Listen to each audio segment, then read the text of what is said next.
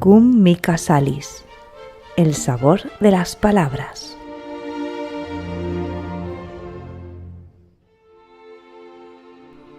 La tierra ensangrentada.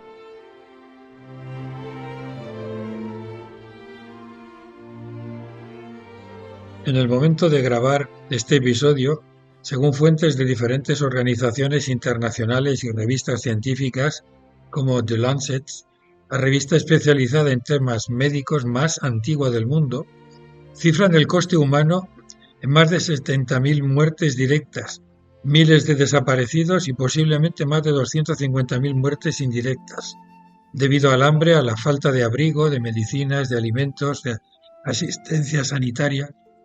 Es difícil de precisar estas cifras, pero es evidente que se trata de un genocidio planificado, el que no se ha dudado en dinamitar escuelas, hospitales. No se han respetado las vidas del personal de las Naciones Unidas ni de periodistas internacionales, asesinados fría y deliberadamente. A fecha de hoy, el ejército de Israel ha lanzado en la Franja de Gaza unas 100.000 toneladas de explosivo. Esto supone unos 50 kilos de explosivo por habitante. Es difícil mirar hacia otro lado, cuando cada día nos llegan imágenes impactantes del sufrimiento extremo de una población a la que se le condena a morir de hambre y de sed, o se le dispara cuando hace la cola para recibir alimentos. Nadie puede decir que no sabía. El daño es tan grande, el cinismo de las autoridades israelíes es tan impúdico que nadie en su sano juicio puede tragar la burda propaganda israelí que sigue proclamando la inocencia de su ejército, a pesar de la aplastante evidencia y de los testimonios avalados por organizaciones internacionales como las Naciones Unidas, la Corte Penal Internacional, UNICEF, Save the Children, Human Rights Watch, la Cruz Roja, Médicos del Mundo, Amnistía Internacional y, como he dicho antes, una colosal montaña de información en forma de vídeos, fotografías y testimonios directos de lo que ocurre allí cada día. Si el atentado de Hamás del 7 de octubre del 23 fue un acto terrorista, en cuanto se cebó con personal civil y empleó una violencia cruel, gratuita y perversa, la crueldad del ejército más tecnificado del mundo, empleado a fondo contra población civil, no se puede exculpar de ninguna de las maneras. Seguir justificando la destrucción total de Gaza por motivos de seguridad de Israel es un sarcasmo sangriento y un insulto a la inteligencia. Justificar un asedio criminal impidiendo la llegada de ayuda humanitaria, bloqueando miles de camiones cargados con alimentos y pertrechos varios, permitir que se pudran miles de toneladas de comida al sol, mientras que una población de 2 millones de habitantes está al límite de la resistencia y al borde de la inanición, es propio de mentes retorcidas. Lo que está ocurriendo es un genocidio despiadado, propio de mentes diabólicas y merece una condena sin paliativos. Y si alguien se extraña es porque no está bien informado o porque tiene la cabeza llena de propaganda israelí. En este podcast voy a hablar del origen de esta tragedia y aclarar algunos conceptos que nos ayuden a enfocar el tema con una cierta objetividad, dentro de límites evidentes, pero con la voluntad decidida de ir al fondo de la cuestión, buscando honradamente la verdad, por encima de la propaganda. La primera distinción que hay que hacer es judaísmo y sionismo. El judaísmo es una religión, por cierto, en la que se basa el cristianismo. El sionismo es un movimiento nacionalista y político que surgió a finales del siglo XIX en Alemania. El fundador fue un periodista húngaro llamado Theodor Herzl. El sionismo celebró su primera convención en 1897 en Suiza. Muy resumidamente, el sionismo propone la creación de un Estado propio a los judíos. A finales del siglo XIX la población judía estaba instalada en casi todos los países de Europa. Y a lo largo de los siglos, Los judíos habían sido perseguidos por parte de diferentes gobiernos y la propuesta significaba, desde esta perspectiva, que los judíos podían tener un estado propio como en la antigüedad. La propuesta de Herz surge en un momento de auge de los nacionalismos románticos del siglo XIX, en el que Europa se reconfigura con nuevas fronteras. En esta época tiene lugar la unificación de Alemania y de Italia. Así se lanzó la idea de volver a la tierra de Israel, Eretz Israel.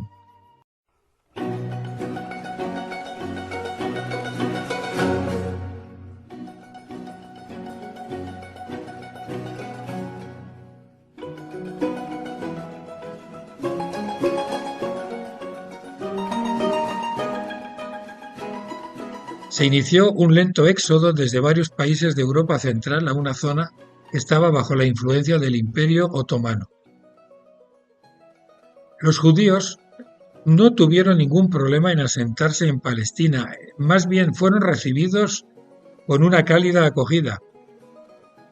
Hay que decir, además, que las comunidades cristianas, judías y musulmanas convivieron durante siglos en paz, y las autoridades otomanas respetaron, en líneas generales, las minorías étnicas y religiosas.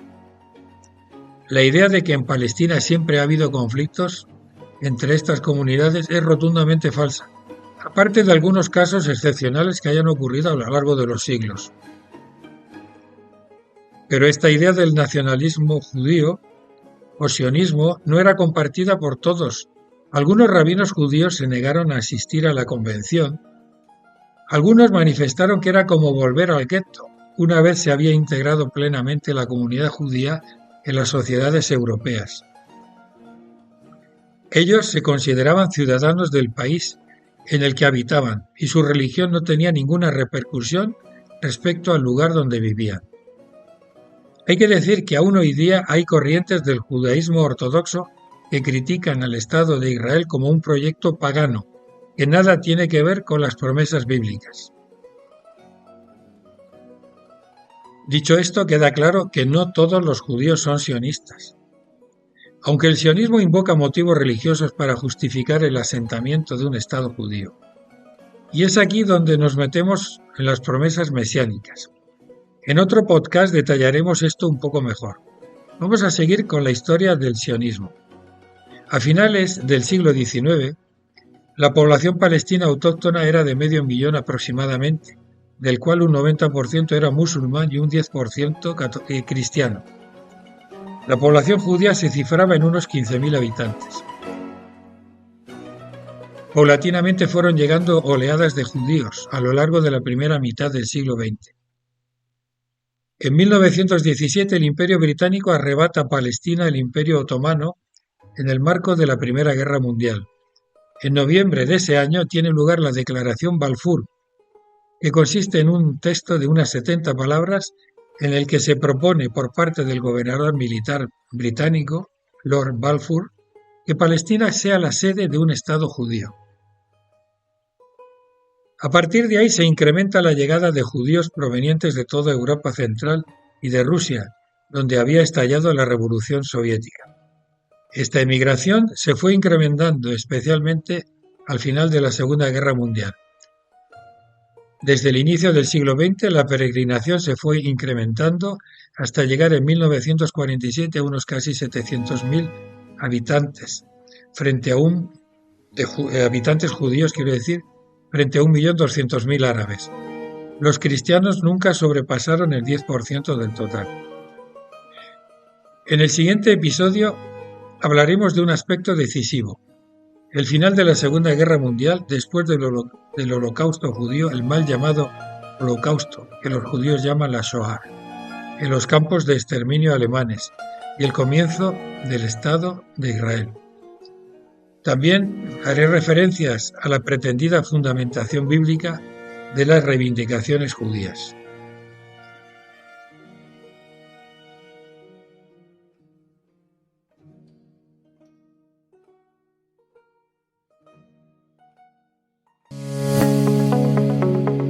Has Has escuchado un podcast de salesianos.info. Suscríbete a nuestro canal en las principales plataformas de audio como Salesianos España.